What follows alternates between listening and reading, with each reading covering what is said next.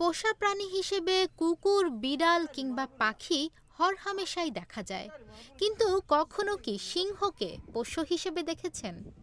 অবাক করা এমন ঘটনাই ঘটেছে লিবিয়ার ত্রিপোলিতে। লিবিয়ার আবদেল ফাত্তাহ আল সাদি ত্রিপোলিতে নিজ বাড়ির ভিতরে একটি শিকারী প্রাণীকে তার পোষা প্রাণী হিসেবে লালন পালন করছেন। খাবার এবং ঘুমের সময় থেকে শুরু করে পারিবারিক আড্ডায়ও এই পোষ্য তার সঙ্গী। ১৬ বছর বয়সে প্রথম পোষা সিংহ কেনার পর আল সাদি শখ হিসেবে শিকারী প্রাণী লালন পালনে আগ্রহ দেখান, যেখানে তাকে এখন তার বাগানে ১.৫ বছরের একটি সিংহ শাবক লালন পালন করতেও দেখা যায়।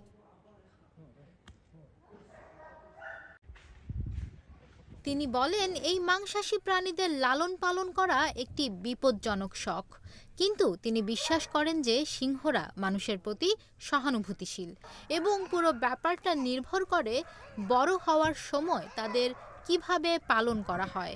আল সাদি বলেন, هي أكيد هواية خطيرة فمن نوع من الخطر كبير আমি সিংহটির সাথে বন্ধুত্বপূর্ণ সম্পর্ক তৈরি করেছি। যখনই আমি বাসায় আসি, ও আমাকে স্বাগত জানায়। আমাদের মধ্যে দুর্দান্ত সম্পর্ক তৈরি হয়েছে। التربية نتاعهم أور من الأسود فيهم.